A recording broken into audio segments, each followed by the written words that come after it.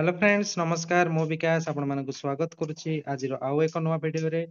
तो फ्रेंड्स सुभद्रा योजना तो आरंभ हो जाइए बा जो मानकर 21 वर्ष हो गला जो महिला 21 वर्ष हो जाइए से माने सुभद्रा योजना आवेदन करें।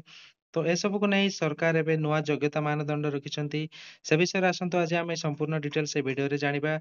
जदि आपण माने प्रथम थर पई चैनल रे नुआ आछंती तो चैनल को सब्सक्राइब कर दियंतु और पाखरे थिबा बेल आइकन को प्रेस कर रखंतु जहा फल रे आम चैनल रे जहा भी अपडेट आसीबो सर्वप्रथम जानि परिबे। चलंतु वीडियो स्टार्ट करिबा। देखो फ्रेंड सुभद्रा योजनार नुआ आवेदन आरंभ हो से विषय किसी सरकार नुआ योग्यता मानदंड रखिंट से विषय आसतु आम जाना। यार योग्यता विषय आम प्रथम देखा। देखु ये योजन लाभ पाइबा महिला समस्त महिला हिताधिकारी निम्नलिखित योग्यता मानदंड पूरण करने आवश्यक। देखु प्रथम रही आवेदनकारी ओडिशार स्थायी बासिंदा होइथिबा आवश्यक। देखु जो महिला आवेदन करेंगे से जन ओडिशार बासिंदा होइथिबा आवश्यक। सेकेंड देखंतु आवेदनकारी एनएफएसए एसएफएसए अंतर्भुक्त होइथिबे माने जो आवेदनकारी आवेदन करबो तांकर एनएफएसए किंबा एसएफएसए रो राशन कार्ड थिबो। जदि देखंतु एनएफएसए एसएफएसए जदि आपण मानको राशन कार्ड नाही तो आपणको पारिवारिक आय 2,50,000 रु अधिक होई नथिबो तबे एई योजना रे आवेदन करि परिबे। ଏହି ଯୋଜନା ଅଧୀନରେ ଯୋଗ୍ୟ ହେବା ପାଇଁ ଆବେଦନକାରୀଙ୍କ ବୟସ ଧାର୍ଯ୍ୟ ତାରିଖ ଅନୁଯାୟୀ 21 ବର୍ଷ କିମ୍ବା ଅଧିକ ଏବଂ 60 ବର୍ଷରୁ କମ୍ ହେବା ଉଚିତ।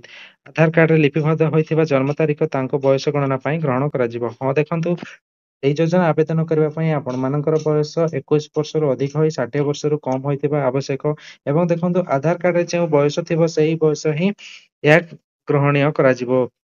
ଏବଂ ଦେଖନ୍ତୁ ଆର୍ଥିକ ବର୍ଷ 2025-26 ପାଇଁ ଧାର୍ଯ୍ୟ 1/4/2025 ରେ ଏକ ମହିଳା କୁ 21 ବର୍ଷ କିମ୍ବା ତାଠାରୁ ଅଧିକ ଏବଂ 60 ବର୍ଷରୁ କମ୍ ହେବା ଆବଶ୍ୟକ। ତେଣୁ ଆବେଦନକାରୀଙ୍କ ଜନ୍ମ ତାରିଖ 2/4/1965 ରୁ 1/4/2004 ପର୍ଯ୍ୟନ୍ତ ହେବା ଉଚିତ। ସେଭଳି ଦେଖନ୍ତୁ 2025-26 ପାଇଁ ଯଦି ମହିଳା 1/4/2025 ରେ 21 ବର୍ଷ ବୟସ ହେବ ତେବେ ଯୋଜନା ଅବଧି ଅବଶିଷ୍ଟ ବର୍ଷ ଗୁଡିକ ପାଇଁ ତାଙ୍କୁ ବାର୍ଷିକ 10,000 ଟଙ୍କା ମିଳିବ। ସେହିପରି ଯେଉଁ ମହିଳା 31/3/2025 ରେ 60 ବର୍ଷ ପୂରଣ କରିବେ ତାଙ୍କୁ ଯୋଜନାର ଅବଧିର ଅବଶିଷ୍ଟ ବର୍ଷ ଗୁଡିକ ପାଇଁ ଏହି ସହାୟତା ଦିଆଯିବ ନାହିଁ। ଏ ତ ରହିଛି ସୁଭଦ୍ରା ଯୋଜନାର ଯୋଗ୍ୟତା ବିଷୟରେ। तो फ्रेंड्स एबे देखिबा एही योजनार केउमाने अयोग्य हेबे। तो देखंतु यार अयोग्यतार देखंतु जो महिला मासको 1500 टंका किंबा ताठारू अधिक किंबा वार्षिक मोट 18,000 टंका बा ताठारू अधिक कौनसी राज्य किंबा केंद्र सरकारी सहायता यथा पेंशन छात्रवृत्ति इत्यादि ग्रहण करुथिले से ए योजनार अयोग्य हेई पारंती।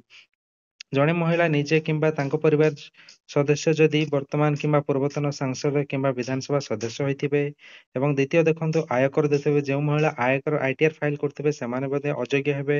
एवं देखंतु जे कोनोसी सहरांचल स्वायत्त शासन संस्था अर्बन लोकल बॉडी किंबा पंचायत राज अनुष्ठान निर्वाचित जनप्रतिनिधि होइथिबे केवल वार्ड मेंबर स्थानीय परिषद काउंसिलर सदस्य व्यतीत। देखंतु चतुर्थ रहिछि भारत सरकारक किंबा राज्य सरकार अधीन थिबा जेकोसी अंडरटेकिंग बोर्ड स्थानीय संस्था लोकल बॉडी संगठन नियमित स्थायी चुक्तिभित्तिक कर्मचारी भाव में नियुक्ति किंबा अवसर पर करुथिले समस्त कर्मचारी एवं आउटसोर्सिंग एजेंसी माध्यम नियोजित समस्त कर्मचारी ए योजना अधीन योग्य विवेचित हेबे।